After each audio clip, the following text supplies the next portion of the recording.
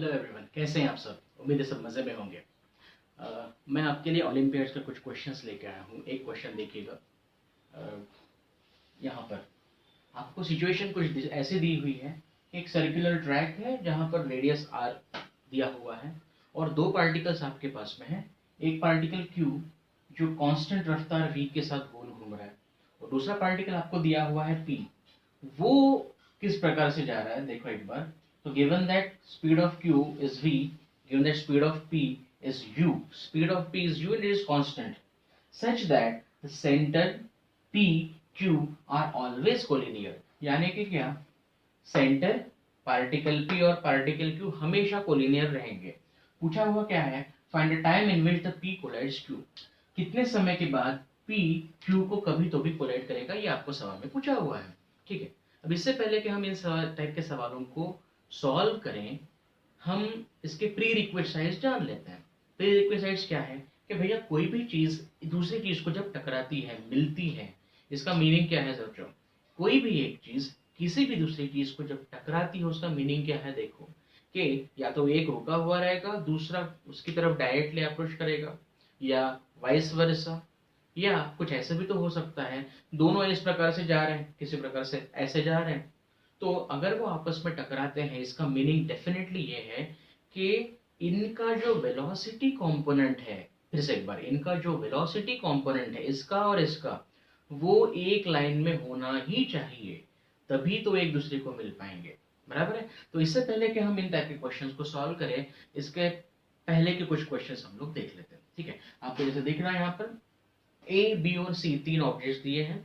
तीनों रफ्तार v से एक दूसरे की तरफ जा रहे हैं। जैसे ए जा रहा है बी की तरफ, बी जाना चाह रहा है सी की तरफ, सी जाना चाह रहा है ए की तरफ।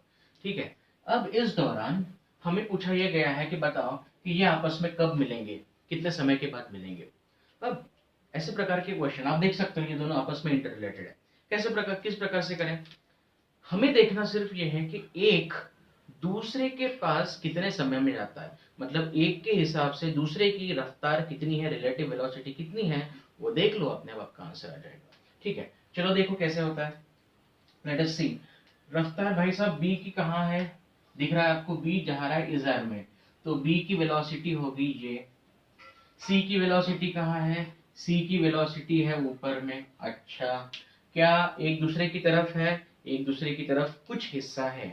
तो ओवरऑल मैं ये कह सकता हूं कि क्योंकि ये पूरे लाइन में नहीं है, अगर ये एंगल थीटा हो तो ये एंगल भी थीटा हो जाएगा। और क्या मैं इसे v cos थीटा कह लूं, क्या मैं इसे v sin थीटा कह लूं, v sin थीटा कह लूं। बिल्कुल। अब आप देख सकते हैं कि किस प्रकार से इन दोनों की रफ्तार या रफ्तार के कंपोनेंट्स मैच कर रहे हैं। तो अब सिंपल ये जानना है आपको कि एक के हिसाब दूसरे की रफ्तार कितनी है। क्या करेंगे, वेरी सिंपल, अगर इसकी रफ्तार जो भी है आप उसको जीरो कर दो रिलेटिवली, है ना। जीरो कैसे करोगे, ये इसकी रफ्तार भी है, भाई साहब कैंसिल कर दो, कर दिया। और अगर उसके लिए मुझे v से यहाँ ऐड करना पड़ा तो यहाँ पर भी v से ऐड करना पड़ेगा ना, तो यहाँ पर भी v से ऐड करना पड़ेगा। बराबर है। अब आप देखो कि रफ्तार कितने कितनी हुई, v की रफ्तार कितनी, v थी जीरो हो गई। इसकी रफ्तार कितनी होगी, v plus v cos theta, यानी कि v into one plus cos theta. I hope it is clear to you. अब देखो डिस्टेंस कितना था रे, l, रफ्तार कितनी है, v into one plus cos theta, समय कितना लगा वही तो ढूंढना है, t, and therefore the time taken comes out to be l by v into 1 plus cos theta. अब इस केस में क्योंकि इक्विलैटरल ट्रायंगल है, थीटा के 60 डिग्री पुट अप करके आप आगे सॉल्व कर लो, आपका आंसर आ जाएगा। दूसरी बात, इसे इसमें ये वाला देखिए आप, इसे किस प्रकार से सॉल्व कर सकते हैं, इसे किस प्रकार से सॉल्व कर सकते हैं। सेम केस, अब मैं जरा दोहराता हूं, फटाफट चलते हैं। बी की रफ्तार इधर, सी की रफ्तार ऊपर, क्या ये एक्स पे है, हाँ, क्या ये वाई पे है, हाँ, क्या कोई कंपोनेंट मैच कर रहा है ना। तो क्या मैं ये बोलूं, क्या मैं ये बोल सकता हूं कि velocity of C along x axis कितनी बनी, शून्य। यानी ये रुका हुआ है एक्स एक्सिस पे और ये डायरेक्टली इसकी तरफ अप्रोच कर रहा है। बराबर, तो बता दो फिर रिलेटिव वेलोसिटी कितनी हो गई, ये रुका है, ये इसकी तरफ आ रहा है, कितनी रफ्तार से आ रहा है, v के रफ्तार से आ रहा है। ठीक है, रफ्तार है v, वैसे ही टाइम कितना लगेगा फिर डिस्टेंस बाय स्पीड, डिस्टेंस कितना है l, स्पीड कितनी हुई, रिलेटिव वेलोसिटी कितनी हुई v, तो डायरेक्ट आंसर इज दिस। ठीक है, with the same logic you can go here also. अब यहाँ पर आप खुद देखिए, एक हेक्सागोन दिया हुआ है, सब पार्टिकल्स एक दूसरे की तरफ भाग रहे हैं, जा रहे हैं, मुझे क्या करना होगा, फिर से वैसे ही एंगल थीटा पे जाके मैंने इनके कंपोनेंट्स बना दिए। तो ये वाला जो कंपोनेंट है ये कितना हुआ भाई साहब, अगर ये रफ्तार v है तो ये हो गया v cos theta, v cosine of theta, बराबर है। अब आप खुद ही देखिए कि c की रफ्तार इधर है, v है, d की रफ्तार का कंपोनेंट इधर है, v cos थीटा है। मुझे क्या करना है, एक को रोको दूसरे की मोशन चेक करो। तो इन भाई साहब को रोक दिया, उसके लिए मुझे v से यहाँ ऑपरेट करना पड़ा। इसकी रफ्तार कितनी हुई, 0। इसकी रफ्तार कितनी हुई, इस बार वो हुई v into 1 minus cos theta, बराबर है। तो वो c के रेफरेंस में रफ्तार कितनी, v into 1 minus cos theta. तो आप खुद ही देखिए कितना समय लगा होगा डिस्टेंस बाय स्पीड और रिलेटिव वेलोसिटी कितना, v into 1 minus cos theta. Exam 1 के लिए आप एंगल निकाल सकते हो, आराम से आपको समय मिल जाएगा। अब इन सभी सवालों में आपको एक चीज डेफिनेटली समझ में आया होगी कि एक को रोको दूसरे की मोशन चेक करो। Once you know the relative velocity, once you know the distance between them, you can easily find out the time taken. अब हमारा जो सवाल है उसमें हम लोग यही अप्रोच यूज करने की कोशिश करते हैं। ठीक है, ये जरा मैं मिटा दूं पहले। इस सवाल को आप एक बार पढ़ लीजिए गौर से, और पढ़ के इसका कुछ एनालिसिस करके देखते हैं। अब तक के जितने भी एग्जांपल्स हम लोगों ने लिए, 2-3 एग्जांपल्स, उन सब में एक चीज कॉमन थी, वो ये कि वो लीनियर मोशन के जैसे चल रहे थे, पर यहाँ पर इसकी चल रही है सर्कुलर मोशन। अब देखो एक्चुअल में सवाल में क्या बोला हुआ है, सवाल में आपको ये कहा गया है कि एक सर्कुलर ट्रैक जिस पे क्यू जो है वो अलग अलग जगह पे अलग अलग जगहों पर रहेगा। जैसे कि शुरू में यहाँ था, फिर यहाँ चला गया होगा, फिर इधर इधर एंड सो ऑन। उसी वक्त पार्टिकल P जो है वो इस कदर जा रहा है कि वो हमेशा फेस करके, आप देखो यहाँ पर लिखा हुआ है such that the centre P Q are always collinear. यानी अभी फिलहाल मैं ये कह सकता हूँ कि पार्टिकल P जो है वो आपका यहाँ पर है, थोड़ी देर के बाद में आपका Q चला गया यहाँ पर, तो P आ जाएगा इधर कहीं पे, थोड़ी देर के बाद P यहाँ पर, थोड़ी देर के बाद P यहाँ पर, फिर यहाँ पर एंड सो ऑन। ठीक है, तो ये है सिचुएशन आपको बताएगी। अब इसमें हम लोग क्या क्या चीजें कंक्लूड कर सकते हैं। सबसे पहला पार्ट तो मुझे ये देखना है कि आपस में मिलेंगे कब। इससे ढूंढने के लिए लेट अस से हम उसकी रफ्तार ढूंढ लेते हैं कितनी है। शुरू में, एकदम शुरू में जब टाइम t इक्वल टू 0 होगा, आपका पार्टिकल Q यहाँ पर है, P भी यहाँ पर है, तो उसकी रफ्तार कहाँ पर होगी, इधर फेस कर रहा होगा, बराबर है। बाद में कुछ वक्त के बाद समय t में मान के चलिए जब आपका पार्टिकल Q इधर चला गया था, तो P भी उसके ही लाइन में आ गया था। P था आपका यहाँ पर था P। उसकी वेलोसिटी क्या होगी पता नहीं, स्पीड पता है, स्पीड u है, स्पीड कांस्टेंट है, वेलोसिटी कितनी है पता नहीं, और इसलिए फिर हम लोग उसे दो पार्ट्स में डिवाइड करते हैं। अब देखो इससे पहले वाले एग्जांपल्स में हम लोगों ने कार्टेशियन सिस्टम यूज करी थी, यहाँ पर आपको यूज करना पड़ने वाली है पोलर कोऑर्डिनेट सिस्टम। ठीक है, तो क्या होता है पोलर कोऑर्डिनेट सिस्टम में, let me recall you one more time, कि अगर कोई आपका पार्टिकल ऐसे घूम रहा है और हम लोग फिर दो प्रकार की रफ्तार लेते हैं, एक होती है रेडियल की दिशा में, तो लेट अस से यू आर रेडियल की तरफ, और दूसरी होती है टेंजेंशियल, तो ये होती है यू टेंजेंशियल या फिर यू परपेंडिकुलर बोल लेता हूँ। ठीक है, तो कोई भी पार्टिकल की जो स्पीड होगी, मान के चलो स्पीड है ये u, उसके आप दो कंपोनेंट कर रहे हो, एक है रेडियल की तरफ और दूसरी है उसको परपेंडिकुलर या टेंजेंशियल की तरफ। ठीक है, इस हिसाब से अभी हम लोग इस इक्वेशन को सॉल्व करने की कोशिश करते हैं, चीजों को सॉल्व करने की कोशिश करते हैं।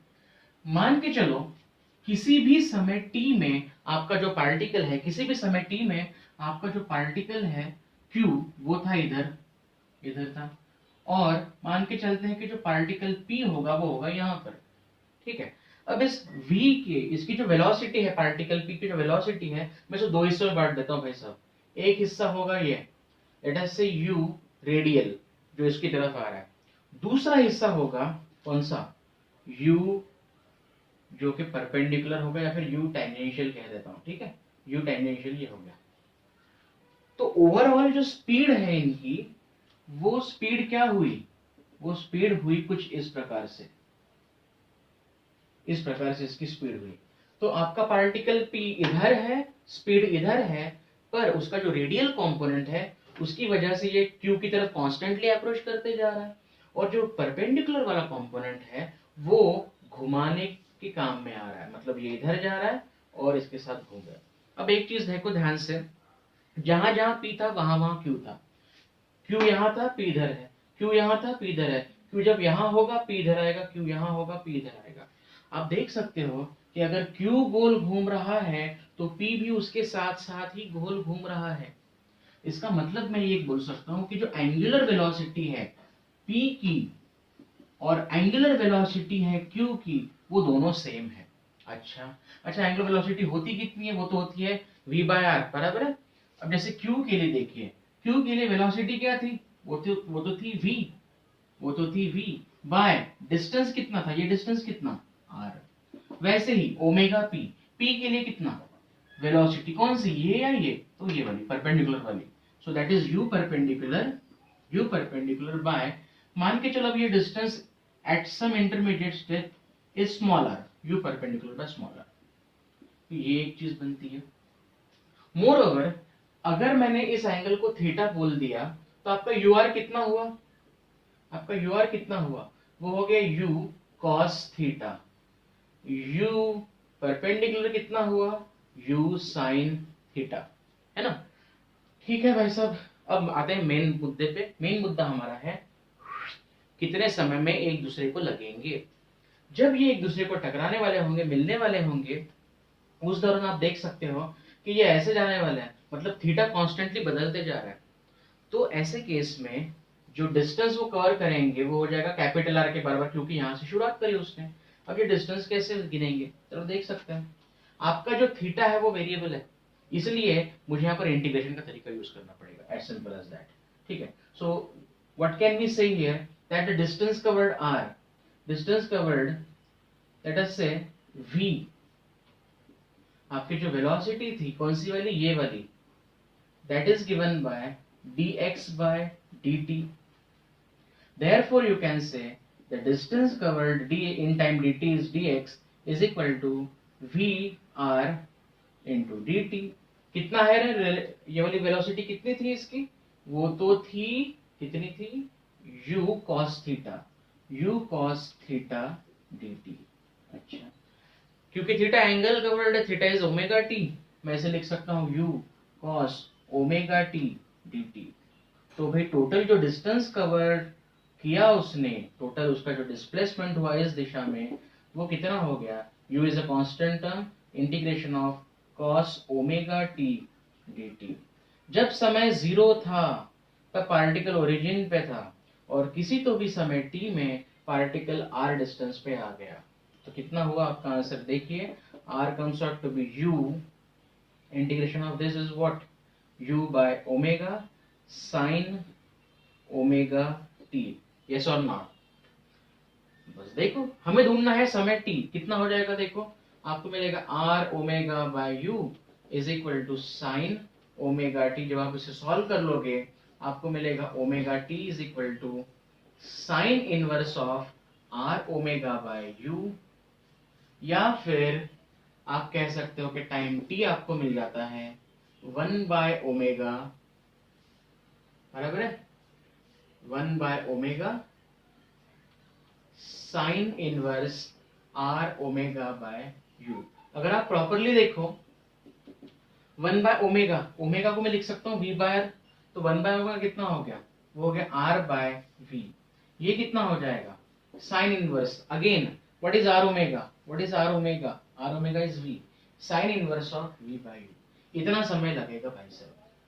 अब इससे कंक्लूजन क्या निकला जा सकता है आपको, पहला, अगर हम लोगों ने कहा कि u बहुत u छोटा है v के मुकाबले, पार्टिकल p की रफ्तार कम है, तो u is less than v। In that case what will happen to the time, u अगर छोटा है तो ये वाला एंगल बड़ा हो जाएगा, अगर ये एंगल बड़ा है तो लगने वाला जो समय है वो भी बड़ा रहेगा। अगर u इक्वल टू v बोल दिया आपने, u इक्वल टू v बोल दिया, तो साइन इनवर्स 1 कितना आता है, साइन इनवर्स 1 किसके लिए आता है, थीटा इक्वल टू, सॉरी कितना हो जाएगा साइन इनवर्स 1, वो हो गया आपका, बताइए बताइए बताइए, sine inverse 1, sign inverse of 1, sine theta की वैल्यू कब आती है, जब आपका थीटा हो 90 डिग्री यानी कि पाई बाय 2, और इसलिए उस वक्त आपको कितना समय लगेगा, समय लगेगा r by v into pi by 2, pi by 2, ठीक है। इस प्रकार से आप कंक्लूजन कर सकते हैं। So that's it for today, good day.